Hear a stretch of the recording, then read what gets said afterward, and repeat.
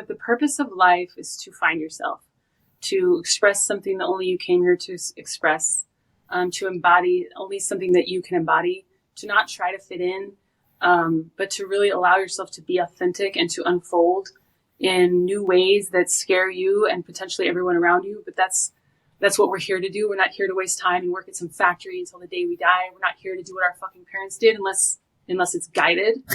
And we're not here to follow rules based around other people's dogma and opinions. We're here as a rebel, as an outcast, as a black sheep, as a person who's here to pave the way for them, for all of the other underdogs out there. Yeah, just like let that fire fuel you. And I just think that we're here to learn and grow and love, honestly, at the end of the day.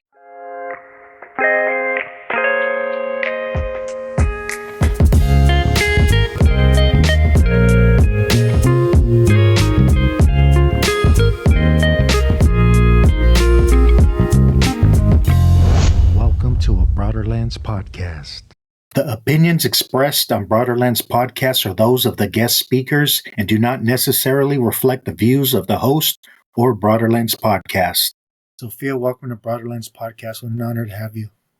Thank you so much for having me. Yeah, thank you. Before we get started, maybe you could share a little bit about who you are and kind of the work you do, if you don't mind, briefly. Not at all. I wear a lot of hats, so it's a little hard to summarize, but I am a spiritual teacher, a trauma coach, self-love and empowerment coach, a shaman, a tarot reader, a musician, and an artist living in Southern Oregon. And this is my first live interview with somebody, so it's really exciting. I'm a little nervous, but I'm happy to be here.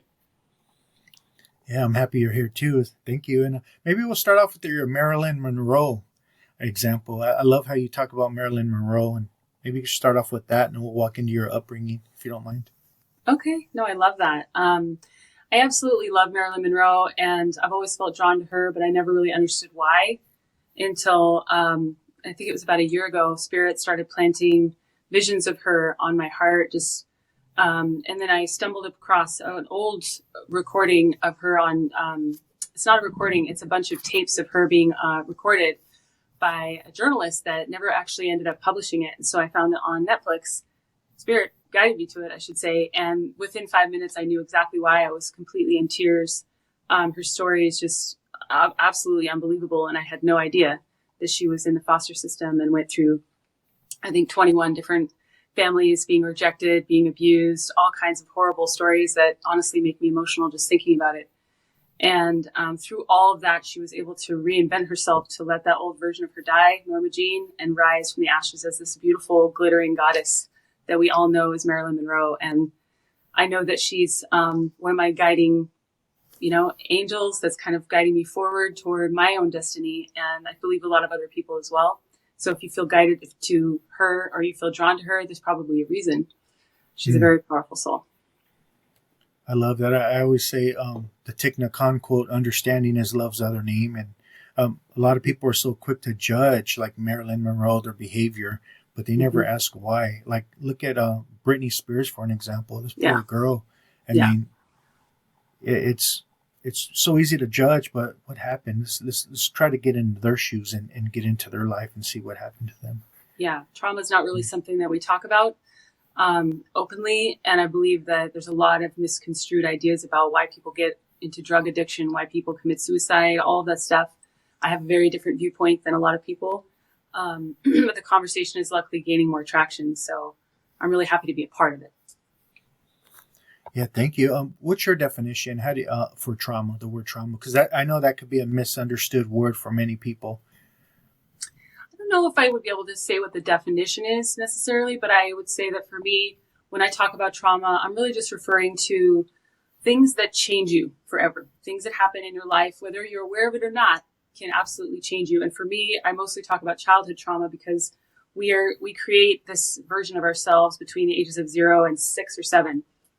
So the way that we go out into the world, the way that we present ourselves, the way that we act in relationships, how much we trust people, how much we're willing to give is all based around, theoretically, what happened to us in our younger years. So if you've had a lot of childhood trauma, you're much more likely to repeat those toxic cycles with people or put yourself into abusive situations and not get out of them because it feels safe and normal.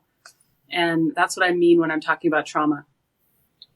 Yeah, thank you. And I love how you brought up addiction because I come from the 12-step community, and yeah, I got sober in 2009, but that's not a really famous word, and that's kind of a bad word to some people in the 12-step community, trauma. But I think without trauma, there's no addiction. I mean, you have to have trauma to be addicted, because we're soothing, we're trying to numb ourselves or escape from self, and we wouldn't need that if we didn't have these inner wounds to make us feel that way and fog up our window of perception.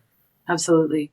I also think that what we don't realize is that we carry on our ancestors' trauma. So sometimes we might wonder if we haven't experienced a lot of trauma in our lives, why we're so inclined to addiction or so prone to abusive relationships.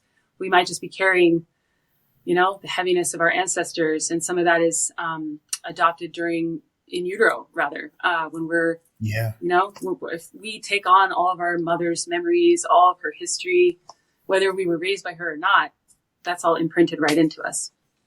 You're right. And epigenetics is teaching us this too.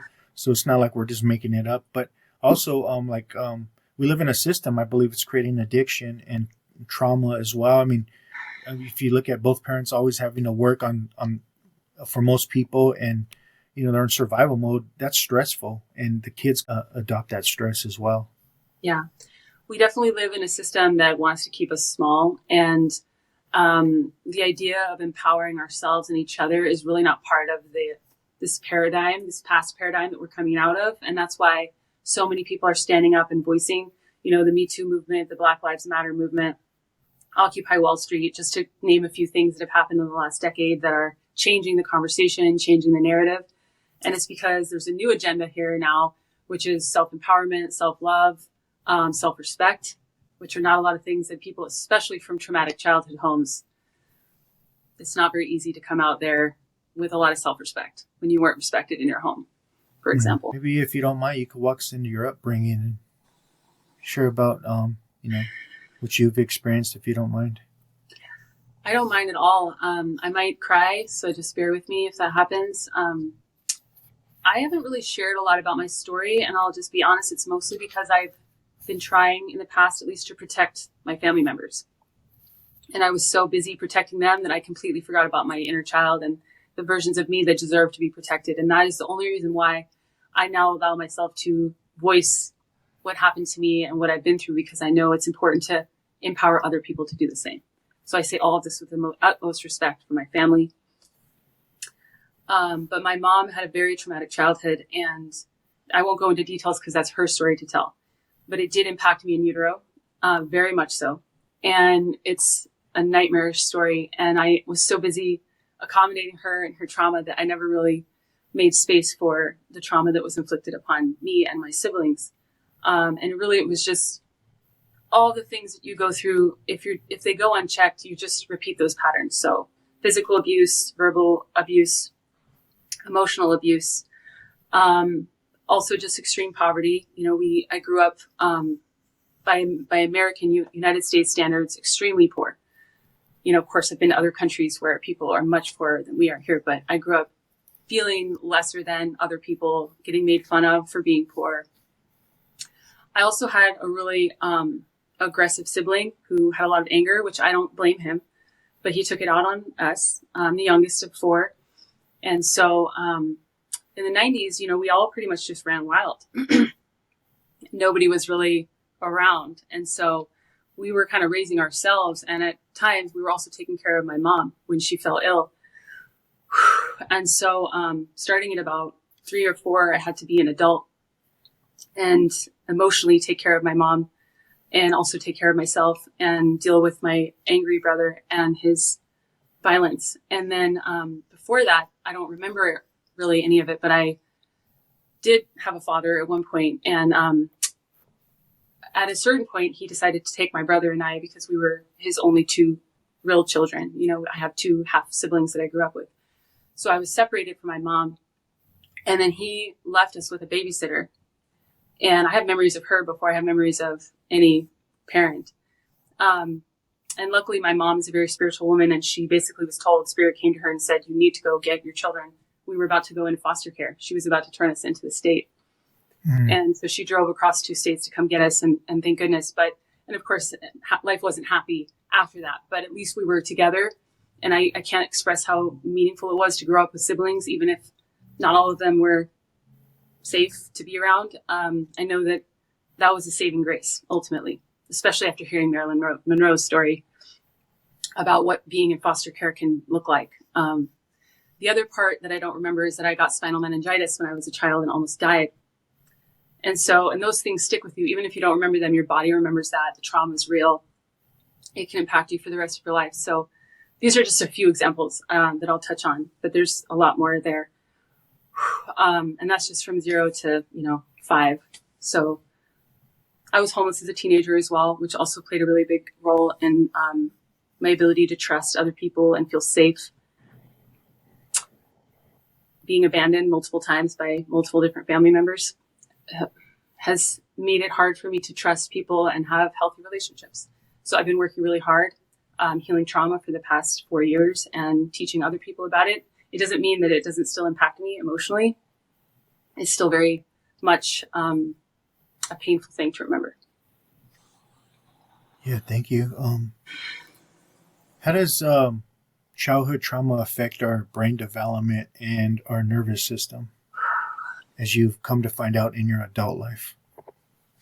I took a 6-week deep dive trauma course for healers, but I took it as a person healing their own trauma. So it was a pretty traumatic thing to be learning about your trauma while you're going through it. And I know now that I was doing it because I was going to be on the other side teaching others. So having said that, taking the workshop taught me that trauma has a way of impacting you on a cellular level. There's a thing with phobias, for example, it's so irrational. This irrational fear, say for instance, of heights or of blood or something really scary happened when you're young.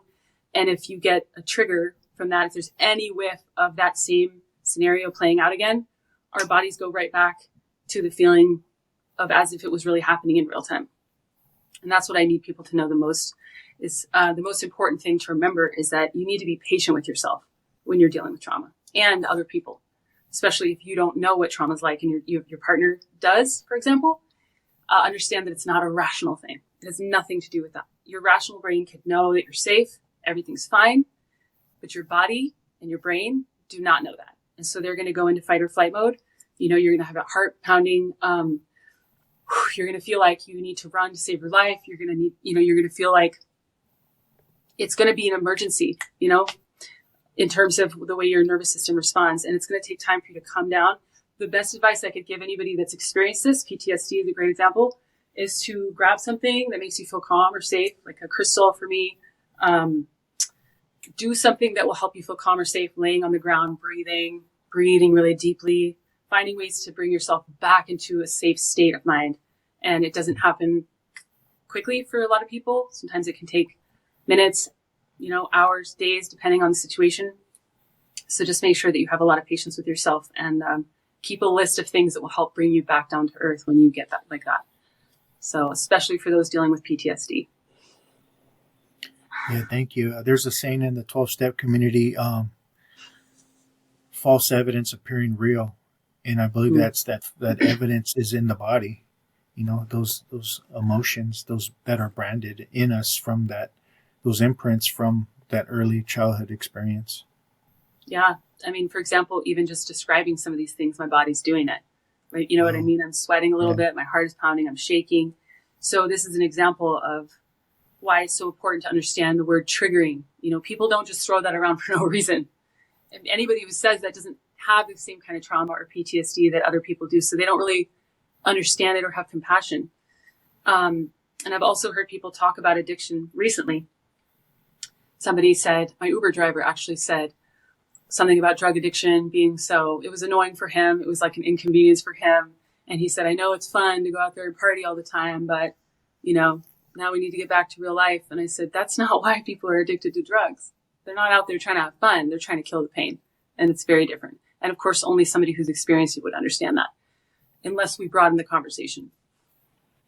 In the 12-step community, they believe there's an allergy of the body. So when they take a drink, they have an allergic reaction where they need more. But I think that's some old science that was never really proven. I think it's really that trauma and developing that habitual state of self that's hard to break once you get caught up in that habit. And a habit's when your body can do something better than your mind, and your body could take us, our bodies can take us back to that hurtful event, whether it's fancied or real at the present moment, and replay it where it feels so real. It is. And we get caught up where we're going to need to drink. We're going to need to soothe. We need to get out of self. Yeah. And that's why it's so important to have these tools ready so that when you're tempted to go back to something isn't good for you, because it doesn't have to just be drugs. It could be a toxic person, an abusive relationship. People get addicted to abusive, codependent relationships. We have to have resources, is what they call it in the trauma world. We have to have resources that will help us stay afloat, to help us stay calm, to help us stay centered. Meditation is huge for me. It really has helped me so much. And even just 2 minutes of closing my eyes and breathing, and it's breath work, mind you, for people that aren't necessarily spiritual or believe in meditation for higher purposes. The breathing is such an important part of the healing process. It helps us access our emotions, which can be really scary because a lot of times we're trying to run from those emotions. And that's exactly why we're picking up a bottle or going back to an abusive partner.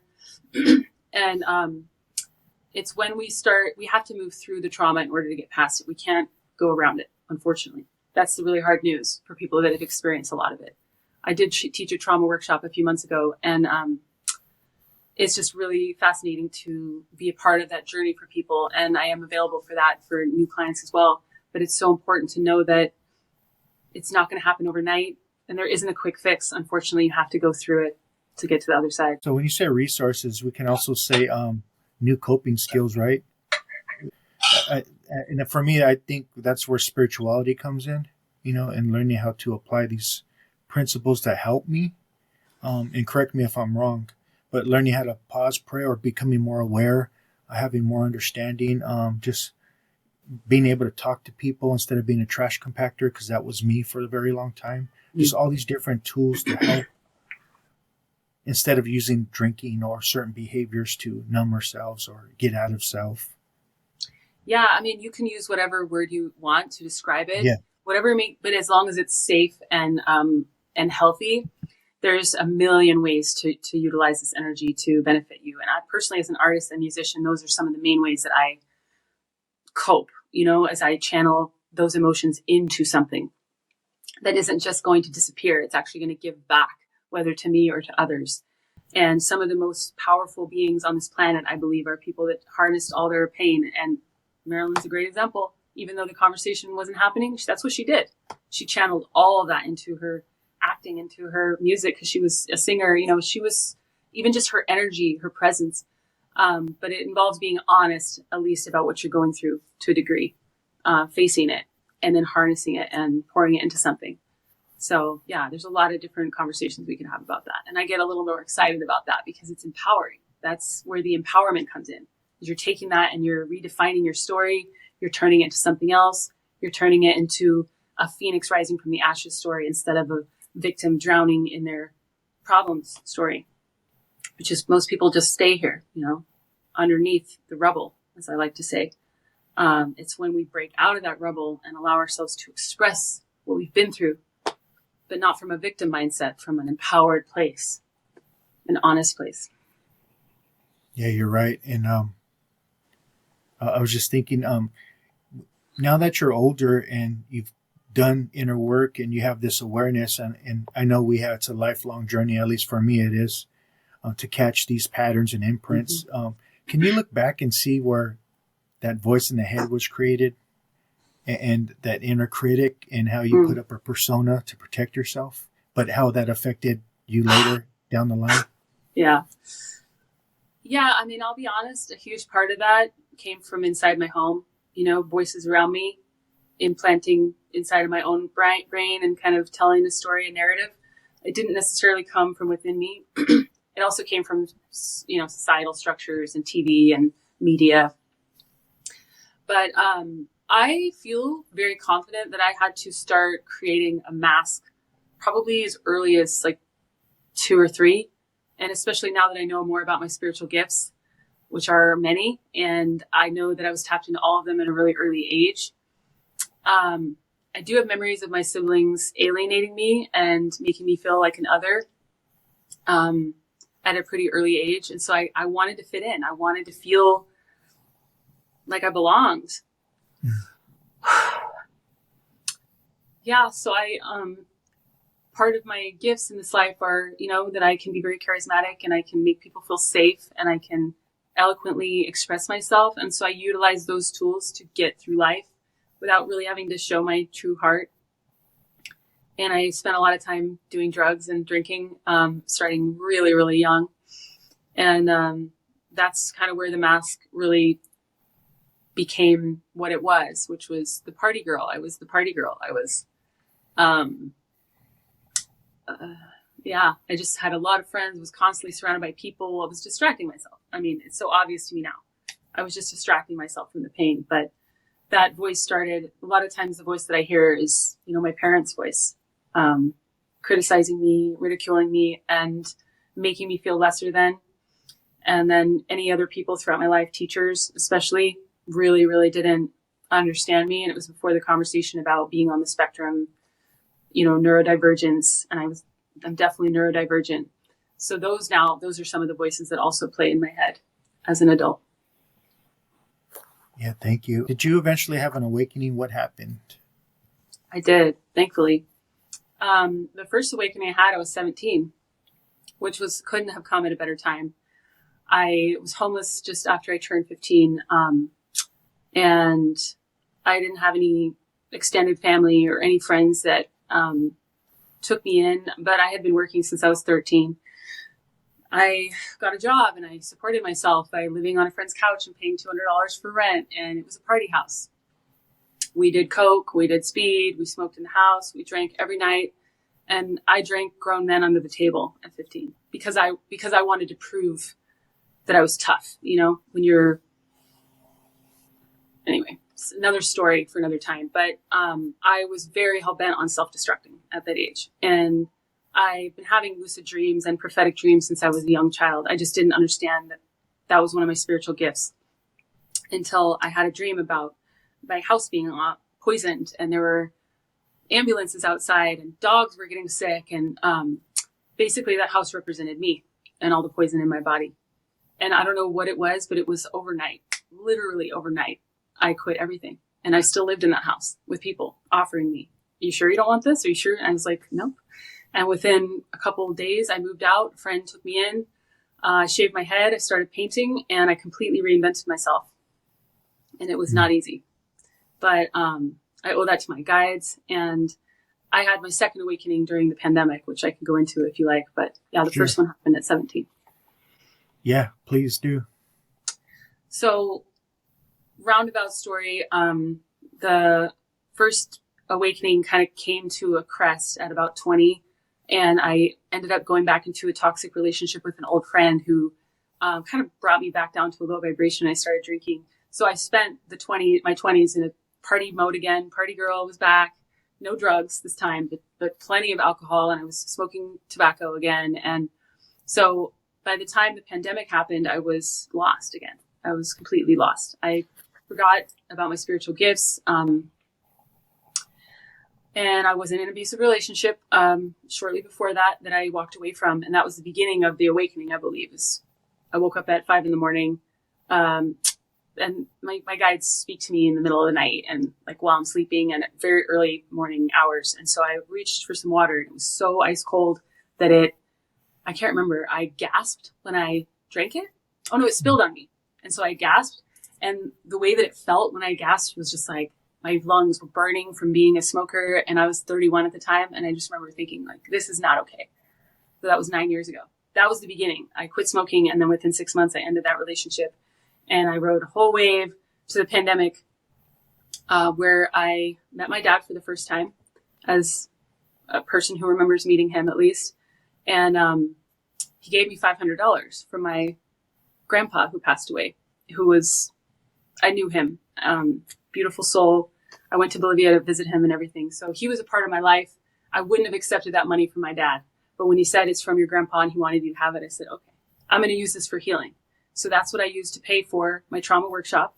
And I used the other leftover money to sign up for BetterHelp, an online therapy company that was especially active during the pandemic. And so that was when my awakening started again, was because I met my dad and he gave me this money that was from my grandpa, who's one of my guides. And I love him so much.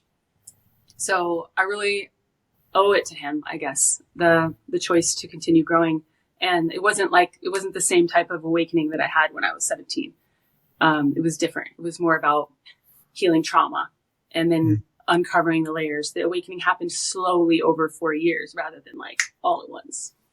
I love that. You talk about guides. How does that look to you? How do you feel, see, and get guided by your guides?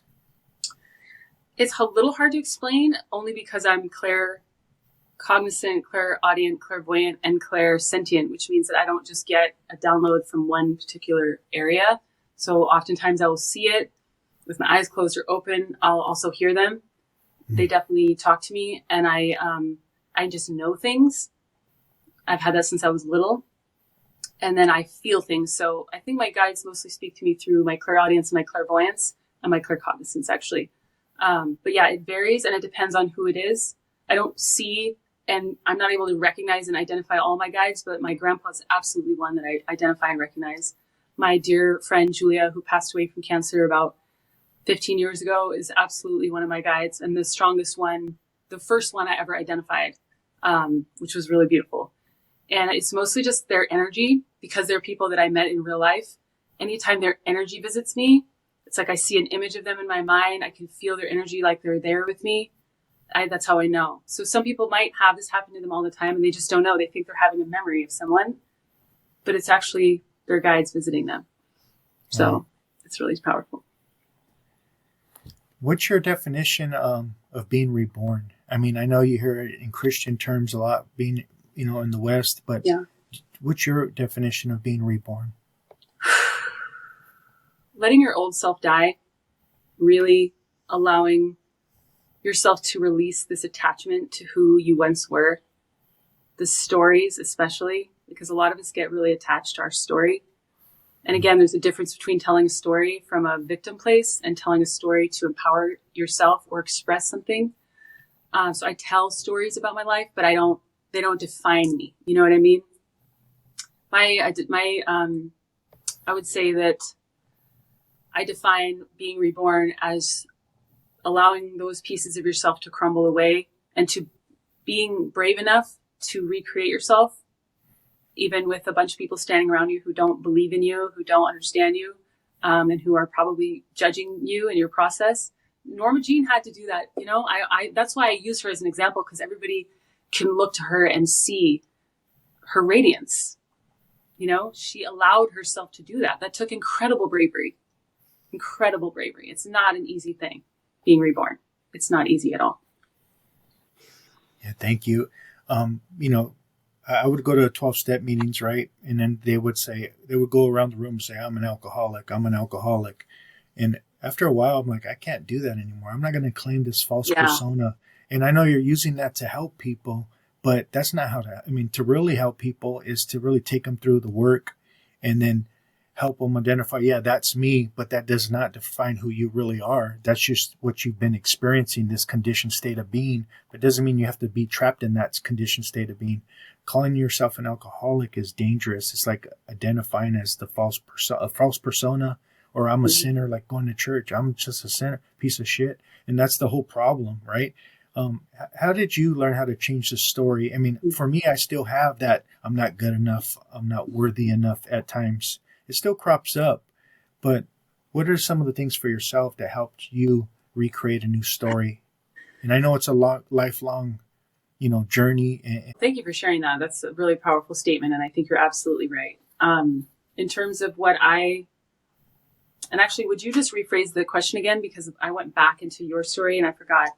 You said, how would I? Yeah, go ahead. Yeah. How did you learn how to change the story? And I know that stuff pops up, here and there every once in a while, but how did you, for the most part, change the story where it no longer held you in the grips? I think that a common misunderstanding about it is that it's something that you can just decide and it's done. But really what it is rewiring your neural pathways. So we have to create new pathways. I liken it to a path in the woods. So if there's a path, a well-worn path in the woods that goes toward your normal self-destruction, it's just easy for us to like, oh, there we go. And we're right down there to self-destruction. We know this path well, toxic people, let's go. But what we need to do is rewire our brains. So we have to hack back a whole new path. It's not going to be easy. And then once we hack back that path, we have to continuously walk down it. And what that requires is making intentional decisions to not go down this road. So say, for example, you're in AA, you're making decisions to not, I don't know, because I've never been in AA, but it's very intentional and it's disciplined. And I think that that's really what people need is like some structure, because in order to create new neural pathways, you have to have discipline. Otherwise, you'll never make it. You have to continuously come back. That's why I suggest meditation, because meditation not only helps you relax, center, ground, but also helps you create those new neural pathways in your mind. People do affirmations. And then the other thing is that it's a safe space that you carve out within yourself. A lot of times when you've been raised in a lot of trauma, there is no safe place to go. It's not safe out here. It's not safe in here, because a lot of people have anxiety, depression. They have suicidal thoughts. They feel like their brain and their internal world is not a safe place either. So we need to create that safe space within us and then continuously nurture it, come back to it, nurture it. And that it takes a lot of energy. I'm not going to lie. It's not easy. It takes discipline. Yeah, you're right. And in the 12-step community, they talk about contrary actions. Neurons that fire together, wire together. Neurons that no longer fire together, no longer wire together. So we have to change our habits, change our actions. And it takes a lot of work. I mean, still to this day, I still have stuff pop up. But, I'm no longer a prisoner, though, of my own mind and body like I once was. And that's the difference today for me. Yeah. And I would say the same. It is a work in progress. I think it's ultimately like who's in the driver's seat. What I teach my clients is that, our ego is always going to be there telling us that we're not good enough, or that we're not going the right way, or that it's never going to work. That's the ego's job almost, is to keep us safe by keeping us stuck, keeping us in a box. In an abusive relationship is still safer in the ego's mind because it's the known. The unknown is like the big bad boogeyman in the ego's mind. Anything is better than that. So we have to kind of we have to learn how to override it and break it almost like a wild horse. We have to become the master of it, not because we're going to control it into submission, but because we learn that we're stronger than it. We're ultimately more powerful than it, and that it's not in the control seat. We are. And by we, I mean our higher self, the part of us that knows we're connected to God or the universe, or even just this beautiful earth, grounding into the earth and feeling all that incredible power and love that comes up from the earth. So even for people who aren't spiritually minded, I talk about the higher self, because it is a version of us. It's a version of us that's already accomplished what we want to accomplish, because time is an illusion. It doesn't exist in a matter of energy. There's a version of us that's already overcome these obstacles that's guiding us forward. And so just trying to plug into that and trust the process, and know that especially the farther you get along the path, the more your ego and that darkness, what Christians would call the devil, gets louder and louder and louder and louder. And a lot of people get deterred and they turn around because they think they're going the wrong way. But if anything, you're going the right way when that starts happening. In religion, I always say they call it the devil. In spirituality, they call it the ego. But in the 12-step community, they call it the disease. Oh, interesting. But I love what the Buddha said. He says, no one saves you but yourself. No one can, no one may. We ourselves must walk the path, but the Buddhas clearly show the way. The Buddhas, meaning the awakened ones, people that have recovered or have been through it before and, regained health, are more aware and more awakened, more mindful, more alert. I guess what I'm saying is, because you said we have to take the wheel, and a lot of times you hear the term Jesus take the wheel, but I always say, no, I got to take the wheel. I got to take responsibility for my own life, my own thoughts, my own actions. Now I can get some divine guidance, whether it be your higher self or your team up in different dimensions or whatever. I like to say up in the clouds, but it's not really up in the clouds. It's really just, a higher. I think, I guess my question was, what would you call spiritual bypassing? So first of all, I had something to say about what you just said, and my brain, I get so many downloads, it's hard to keep track. So before I talk about spiritual bypassing, which I'll be honest, I don't even necessarily know what that means, because it hasn't crossed my path in that lingo. You know, I'm self-taught. Most of the work I've done has been through forging through the darkness on my own, like a shaman's journey. I haven't followed anyone else. But what you said struck me, and I did want to speak to it. Jesus, take the wheel. Do you mind if I speak to that really quick? Sure. I actually have been taught that a huge part of this journey is learning to surrender to something higher. And so in that way, I actually agree. I don't necessarily believe that Jesus is, Lord and Savior, although I do believe he's a beautiful earth angel who's very magical and connected, and still guides many people. But what I believe is that we do need to surrender control and understand that we can't control things from an ego perspective, even with the best of intentions. I live every day in service to God, something higher, and I don't make decisions from an ego place anymore. And it's a very different way of living, and very few people understand it. Monks or nuns might be very few people who kind of understand the way that I live my life. But having said that, maybe you could explain to me what you think spiritual bypassing is so that I know what you're talking about in a different language. I mean, I think, like, for an example, if you don't acknowledge your traumas and you just say, I just need God to take it away, and I'm not going to really look at it and do inner work, that could be spiritually bypassing, just let Jesus do it. Right. And I know there's some truth to that. That, there is a higher source, but just expecting something outside of you to do the work. And we can get inner guidance, whether we call it our higher self, God, or our spirit team, whatever you want to call it, Buddha, Jesus. But we also got to do the work. We can't just pray and think it's gone. Ask God to take it away. I 100% agree. And I think it would be so wonderful if we could. I'm not going to lie. I think that would be amazing. But unfortunately, that's not how we were created. And that's really not what we're here to do. If that's what we're here to do, then this would be a very different reality. Very, very different. What we're here to do is embody our spirituality in a human form, to express and to move and to learn and to grow and to love and evolve. And in order to do that, we do have to take accountability for who we are, how we're showing up. We can't just continuously treat people like shit and then repent. Okay. That's what makes people turned off by the religion, by any religion in the first place, is this idea that you're allowed to get a free pass, do whatever you want, and then just apologize. I don't believe in that.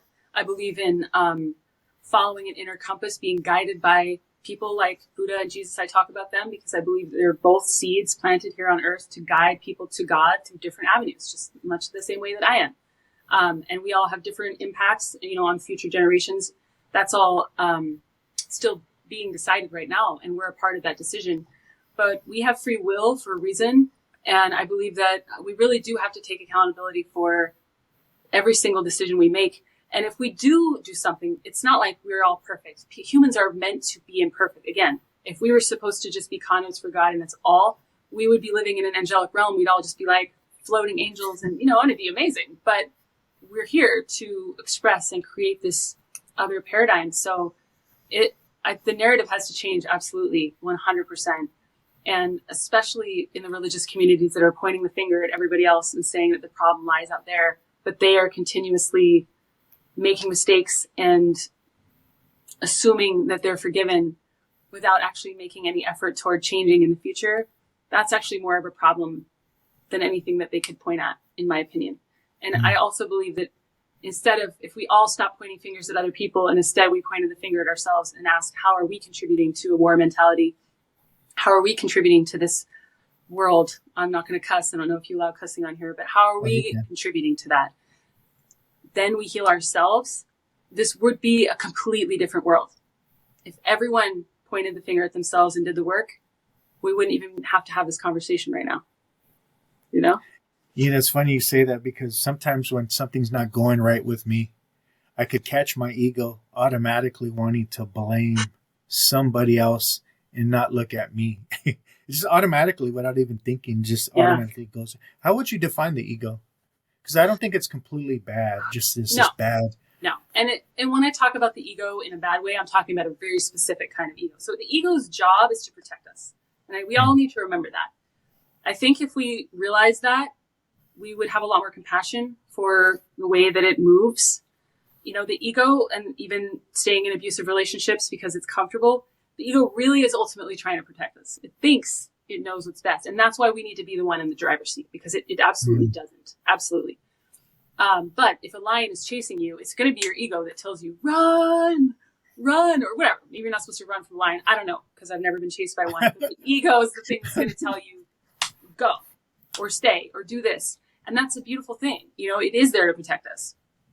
But on the flip side, the ego will protect itself at all costs. And that's why you see people, if somebody accuses them of something that they know that they did, and instead they deflect and then trash that other person who's probably amazing and didn't do anything wrong, it's their ego just trying to defend itself. The ego will defend and protect anything just for the sake of it. And so if we're allowing, if we don't think before we speak, we could end up being somebody who's damaging everyone around us without even realizing it. And the other thing is that the ego paints our own actions in a light afterward, that it tells the story differently so that we can live with it. And oftentimes so that we can point the finger at other people and blame them for our own poor actions. So people that are ego driven are dangerous. They really are, to themselves and everyone around them. And maybe not in a literal dangerous, they're, you know, out there hurting people physically, but emotional abuse and manipulation is in a lot of ways almost just as bad.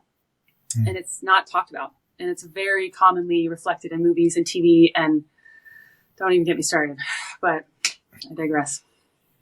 I always say your ego's not your amigo when you're unconscious of it. And for the longest, I was unconscious of it. Yeah. But, and you know, before the longest, I was so quickly identified with the thought and the emotions.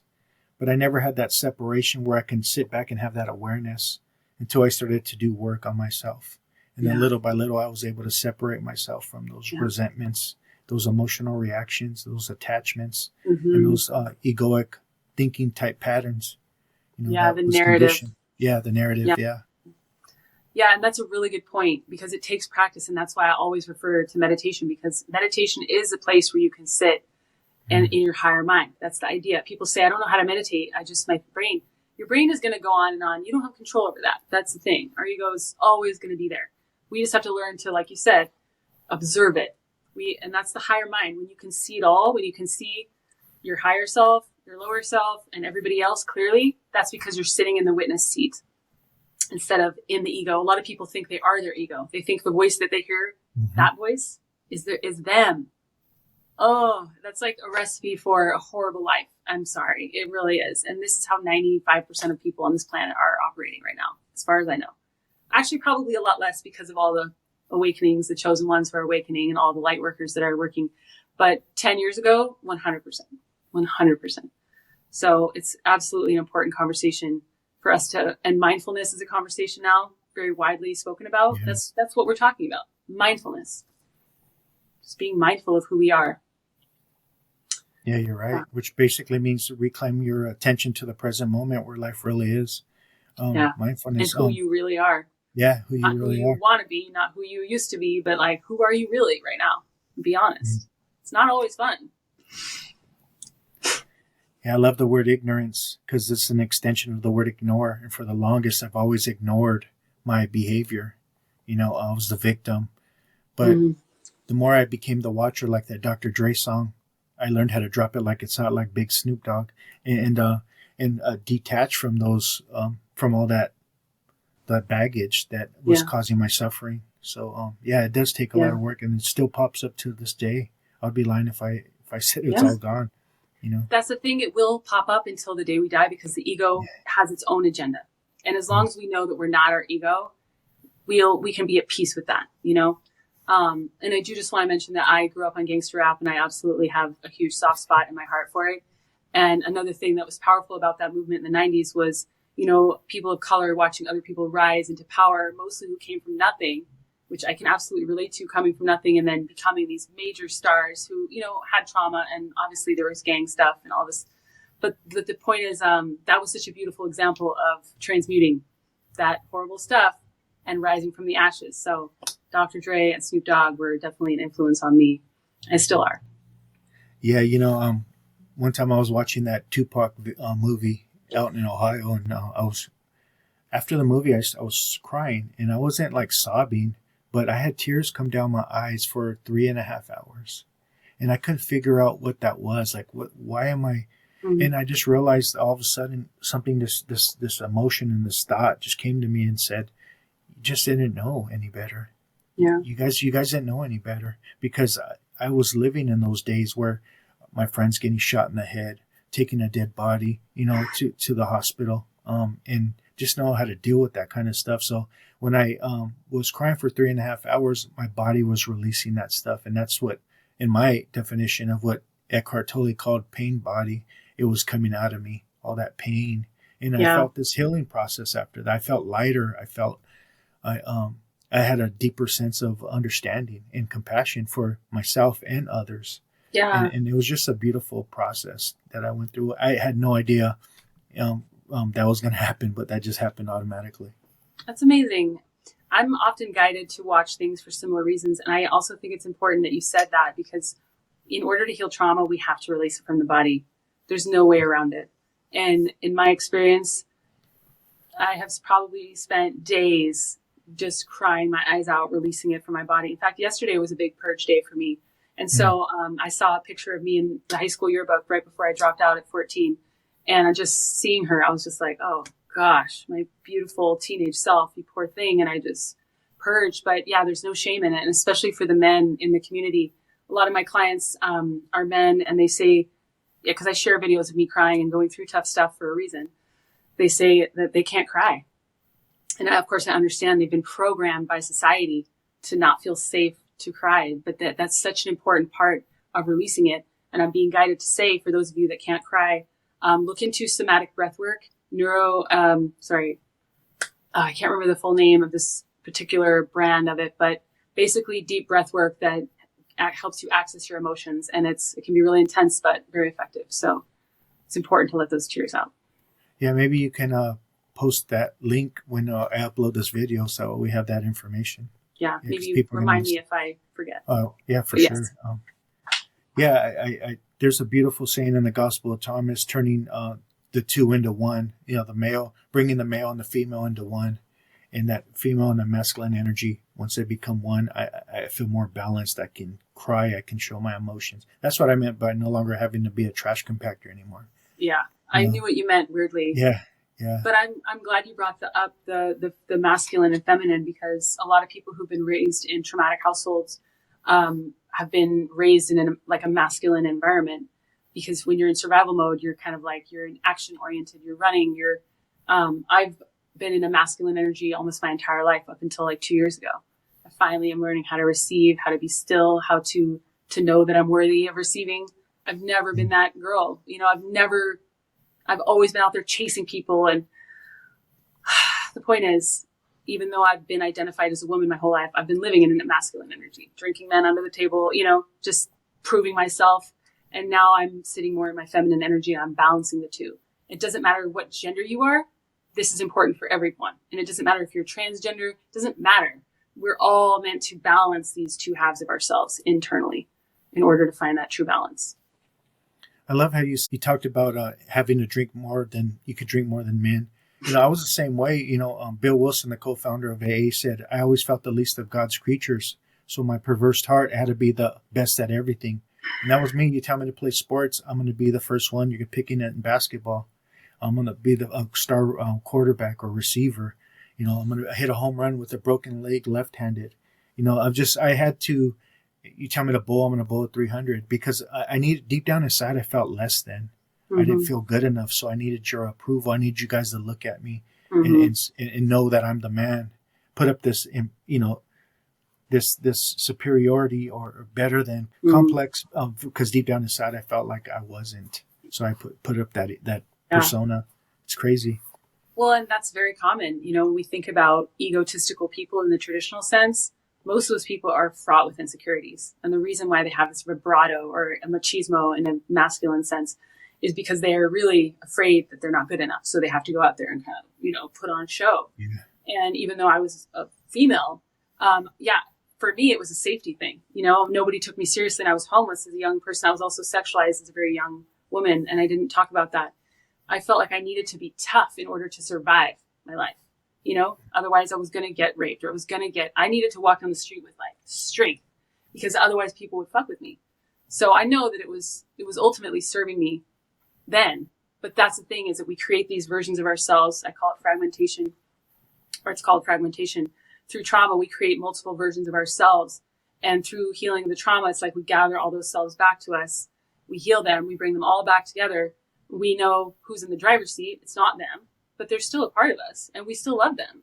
And they're still deserving of healing and nurturing. That's why the picture of me as a teenager, my wounded inner teenager, made me cry, because it was that's such a huge part of me. I created that whole angsty, aggressive, self-destructive version to survive a moment. And why would I throw her away? She's worthy of love. She gets to come back into the fold, and I get to embrace her and nurture her the way that nobody else did. So yeah, that's an important part of it too. Yeah. Thank you. How would you define the word darkness and light? Because I know you have a video you put out, turning darkness into light. And I hear that in your story.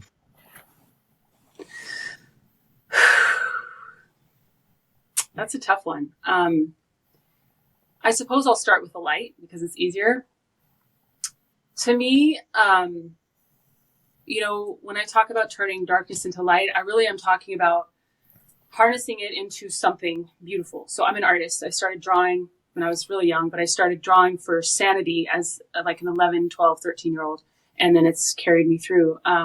So I would take that darkness, oftentimes on speed or coke, third day up on meth, and I would just draw. I would draw for like 10 hours without break, because when you're on drugs like that, you can do all kinds of things. And I'm not promoting them. I'm just saying that I needed to pour my energy into something. And so I did. I poured it into art. And in essence, I turned that darkness into something light. But in a more general, broad sense, the darkness that I'm talking about is something that I think is inherent in all of us, because we're human. That's why Christians talk about sinning so much. It's inherent in us that we have especially in the reality we've created. We've created this reality. We've all agreed on some level that this is a reality we live in. And so we have to take accountability for the darkness that exists here. However, I do believe that inherently there's this balance of dark and light. And so when you turn the darkness into light, it's by, where's your attention going? Are you watching the news and getting all wrapped up and angry and then going out there and spreading that anger? You're part of the problem. That's part of the problem. We have to take accountability for what we're doing. Focus your energy on the light. And it's easier for people who are spiritual to understand this, because we know that we're souls. And we know that we're not in this body. You know what I mean? For example, and that a lot of the things that will change this world are going to happen from a higher level, not from this physical 3-dimensional plane, like the news would have us believe. So that's a side note, but I don't know. Am I getting off track here? Maybe you could clarify a little bit more about what you want me to clarify. No, I just defining light and darkness in your understanding, but I think you did it perfectly. Okay. Yeah, thank you. Do you believe in reincarnation? I do. Absolutely. I heard you talk about that a little bit. Yeah. Yeah, I have memories of past lives. And I've had past life regressions, and they just flowed out of me. The person that I worked with, the hypnotherapist I worked with, said, they were really surprised by how visual everything was for me. There wasn't a moment of pause. It was just like, and then this happened, and then this happened, and then this happened. And I wasn't tuned in or consciously aware of any of it. So much so that afterward, I don't even remember 90% of what I said, because that was my subconscious speaking. And that's how I know it was real, especially as a channel. Now I know that when I channel, I'm not thinking. There's no thought happening at all. My brain is like checked out. I have to that's why when you ask me questions, sometimes they go right out of my mind, because I'm trying to stay in a flow state. Because I am very psychic, and I've lived my life through an ego and a brain, and I have a great analytical mind, and it's fun to get into, but I've been there, done that. I'm ready to do something different, and I'm ready to kind of relinquish control and live from another place, which is that higher mind state. So, yeah. Thank you. How'd you get into channeling? And I know you're able to see through other dimensions. What does that look like for you? Yeah, that has been a little bit of a rough one. It started about 10 years ago. After my abusive relationship ended, I left. That didn't just end. I left. And it was guided, though. So basically, I bought a one-way ticket to Thailand. I was running from some demons. I just needed to get away. I just needed to go somewhere and have an experience. And while I was gone, my grandfather passed away and became one of my guides. I didn't know that at the time. But then when I got back, I was gone for like 6 months. I just traveled. And the business I had been running that fell apart just paid me enough to live in Southeast Asia, which is very inexpensive. So I was able to live there for 6 months. And then I came back and I started, once I got safe and settled, everything started to unravel. And I started to have these really bizarre experiences that felt just like, it's so hard to explain, but okay, it was kind of like zooming way, way, way, way, way out and seeing yourself. Mm-hmm. Not only seeing yourself, but seeing yourself in other dimensions, at multiple at the same time. And I don't even know how to explain it. It was so bizarre that I thought maybe I was having seizures or there was something wrong with my brain. I actually went and got an MRI to make sure I didn't have a tumor, because I used to watch Grey's Anatomy, and sometimes tumors can make people act different and your brain is incredibly powerful.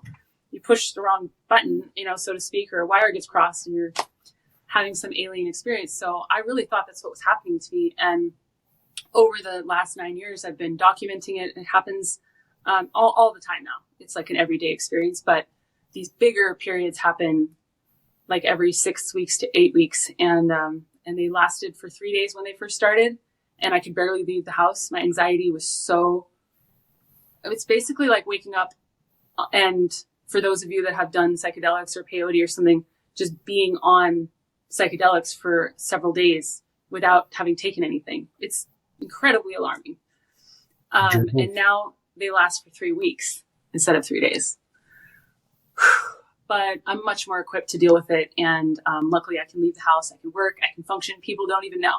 I do professional face painting. I've shown up and for 7 hours, professionally face painted, talked to all these people. Nobody had any idea. So it's taken a long time to get here. But anyway, the experiences themselves are really, really hard. They're esoteric. It's just really difficult to explain, but I can try if you still need more. No, that's perfect. Thank you. Okay. How would you define spirituality versus religion? I'll be honest, I'm not the most educated on religion. I wasn't raised in any religion. And my mom did take us to church. And, I guess I'm just saying that I can't speak for religion in the way that some people can. But my definition is, I think, this is a little touchy, but I believe that there was a lot of agenda that has been infiltrated into religions by man, and that a lot of it was spoken through men or women from God, like channeled, but then it was like edited and tweaked just so there was still an agenda. Say, for instance, minorities, keeping them small, keeping them without power, women being men's property, for example, just one example. I'm just saying that there's an agenda. And so that's the part that I have an issue with, is that if it was really about walking as Jesus walked, for example, I am so for that. You know what I mean? That's a beautiful thing that I would promote. However, that's not really what plays out, is it? Not really at all. So if that's what we were seeing, I really wouldn't have any problem. But what I see happening is dogma, ego, and control. People that want to be in power.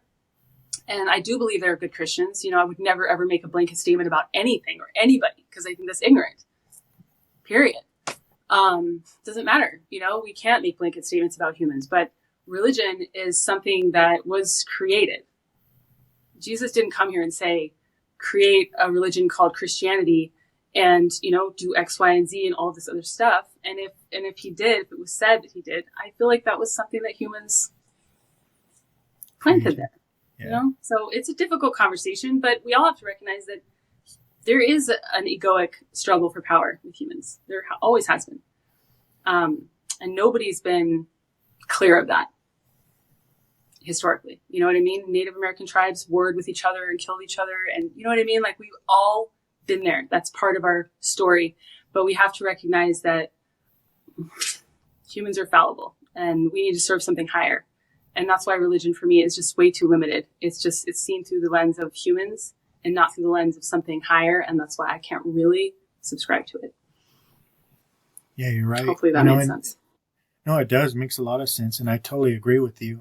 Because even at like the essence, the word religion, religio, means to reconnect or rebind.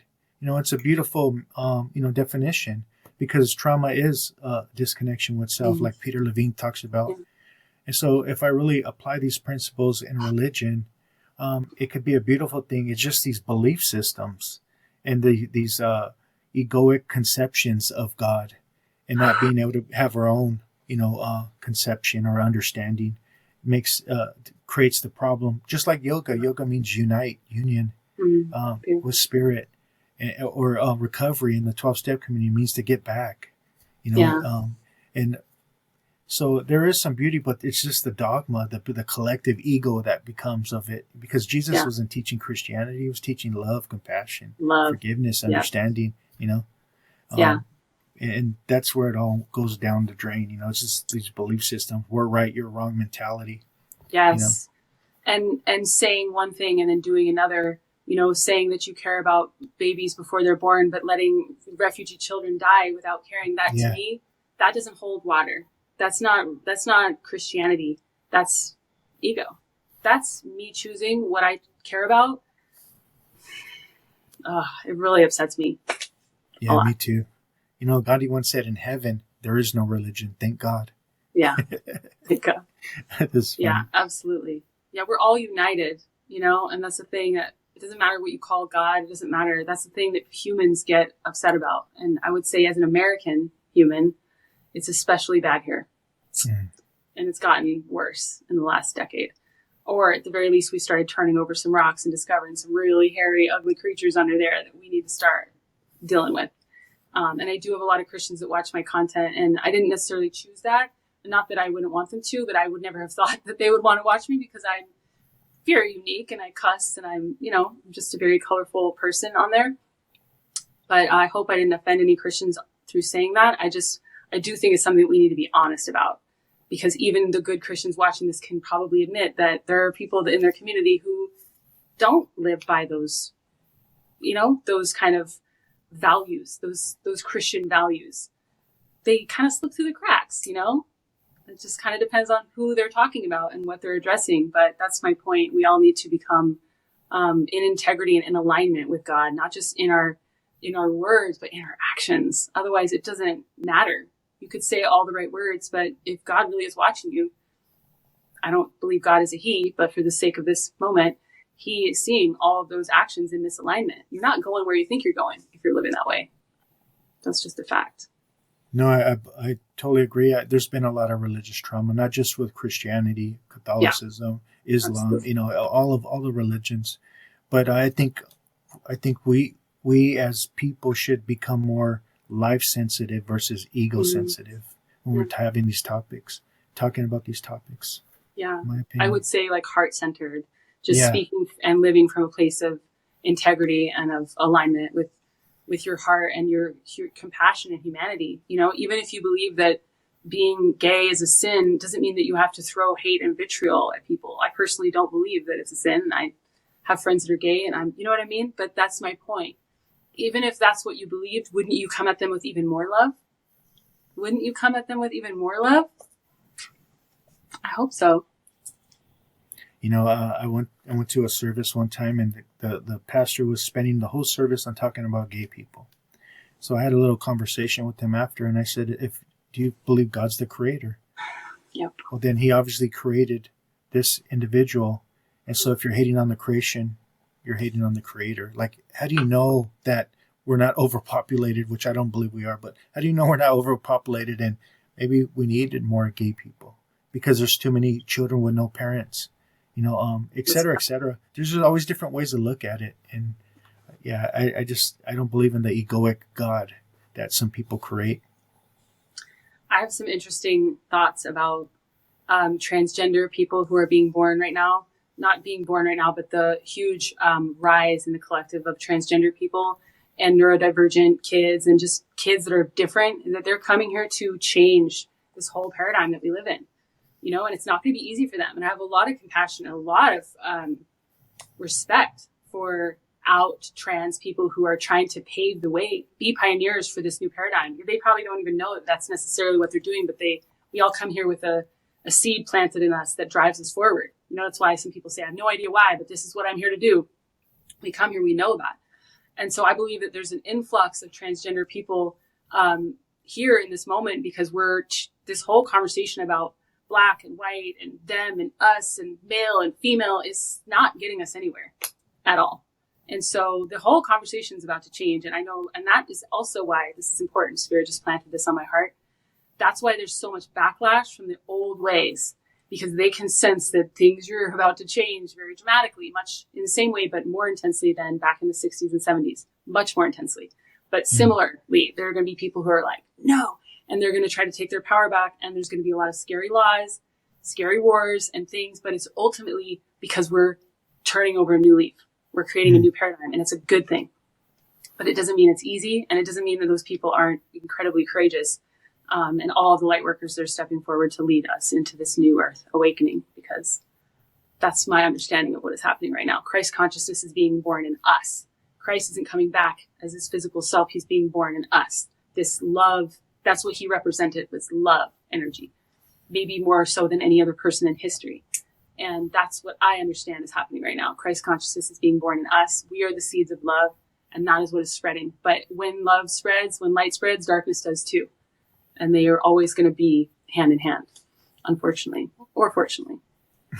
Yeah, I love that. That's what Paramahansa Yogananda said. The second coming of Christ is the Christ within you. Yeah. Or, you know, you wake up to your Buddha nature, you know.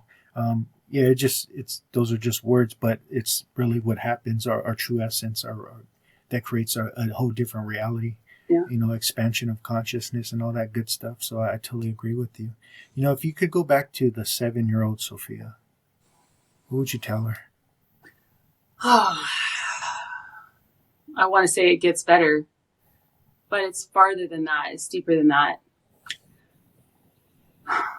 The reason why you feel so different and other and alien to everyone around you is because you're special.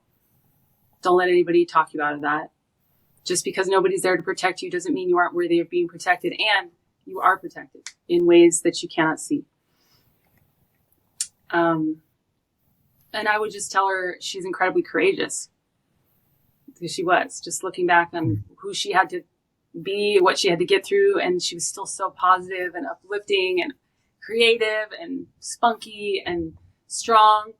I'm amazed. I really can't believe. Yeah, I just have a lot of love. I love that. How would you define the purpose of life, or what do you believe the purpose of life is? I would say that the purpose of life is to find yourself, to express something that only you came here to express, to embody only something that you can embody, to not try to fit in, but to really allow yourself to be authentic and to unfold in new ways that scare you and potentially everyone around you. But that's what we're here to do. We're not here to waste time and work at some factory until the day we die. We're not here to do what our fucking parents did unless it's guided. You know, and we're not here to follow rules based around other people's dogma and opinions. We're here as a rebel, as an outcast, as a black sheep, as a person who's here to pave the way for them, for all of the other underdogs out there. Yeah, just like let that fire fuel you. And I just think that we're here to learn and grow and love, honestly, at the end of the day. Yeah, thank you. I always say, and I love what you just said, authenticity is the biggest minority. It has nothing to do with skin color, but it's authenticity, because we live in a world that wants you to think a certain way and be a certain way, be programmed a certain way. Yeah. And if you don't think or act or believe like me, then you're against us mentalities. Yeah. Or you just don't belong, flat out. Yeah, you're right. And that's bullshit. Alienated, like you said. Yeah. So I appreciate that. Yeah. Before we go, I would love to share about your YouTube channel. Maybe you can touch on that for us really quick, and you can share some links, how to find you, the work that you do. Sure. Yeah, thank you. So I started my channel about just under 4 years ago, mostly as a way to talk about self-love and trauma. But I was at the beginning stages of my journey. So if you go all the way back, you're going to see a very different version of me, a very different version indeed. But I showcased the whole journey because I wanted people to know that it's a process. I share videos early on about my experience feeling suicidal. I share videos early on about being in an abusive relationship and leaving that relationship and what the lasting impacts were. And all the way till today, I've shared stories about my interdimensional experiences, much more self-love, self-respect, and self-empowerment content, but also content about healing trauma from a more educated place now that I've actually done a lot of that work. And it's not just me sharing stories to inspire people. The other thing I do is teach people how to understand their spiritual gifts and work with them. You know, I'm guiding people back to themselves. I don't ever want to be the kind of teacher that's standing in a position of power to have power over other people. As a person who's had people have power over me my entire life, that sounds like the absolute worst thing I've ever heard from every perspective. So I really am here to empower people to find their own voice within, to follow their own soul calling, because I believe we're all placed here with a seed on our heart that's guiding us forward. A lot of us are taught to just push it down. It's not, you can't make money that way. You can't make a living that way. Fuck all that shit. Sorry, I forgot. No, If I'm not perfect. the cuss on here, am I? Perfect. Yeah. Okay. So that's my channel's a little bit everything. I do art, music, ASMR, energy cleansing, tarot readings. It's a little bit of everything. But in terms of links, the only one that I have memorized, I suppose, is my website, which is sacredmuseproject.com. And it's a way to learn more about my work, learn about my services, which are many. And also just, if anybody's interested in collaborating, or there's a lot of, like, this is a great collaboration that I wouldn't have thought of. And I was really tickled when you reached out to me. So this is an example of something that I would welcome hearing from someone that wanted to collaborate. But regardless, my YouTube channel is called Sacred Muse Project. So you can search it. We can put links in probably when this is up, but I don't know the whole link to YouTube. Yeah, no problem. You'll give me some links and I'll put it up when I upload the video. So no problem. Yeah, I can also just say that my handle, my username across all my platforms is @Sacred Muse Project, and that's TikTok, Instagram, Facebook, and YouTube.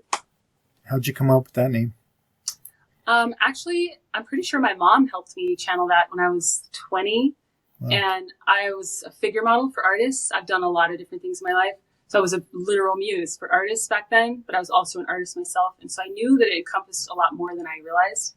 And I knew it was also a name I was going to grow into. I had no idea that 20 years later, I just turned 40 this past summer. So I had no idea that 20 years later it would be such a big, huge part of who I'm still becoming, but it absolutely is. And I'm so honored to be using that name and to feel so connected to it. Yeah, thank you. Well, thank you for coming on. I really appreciate it. Thich Nhat Hanh once said, no mud, no lotus. Without the mud, there's no lotus flower. And I see that flowering of consciousness just continuing to happen through you. So I really appreciate that. Thank you so much. Yeah, and that's just a beautiful reminder to all of us that it is through our trials that we become the most vibrant and beautiful, powerful versions of ourselves. And so keep pushing through and just know that you're not alone, to everyone that's watching, because you're not. Thank you. Well, talk to you soon. Namastizzle. Namastizzle. Just know we out here. Know we out here working in a major way. Had to speak on it just to make a play. Any given subject, know we make a way. Time to level up on a day-to-day. Know we out here working for the greater good. Expand your mind, broaden your lens the way you should. From the stars to the galaxy to speak on spirituality. Higher understanding for the neighborhood.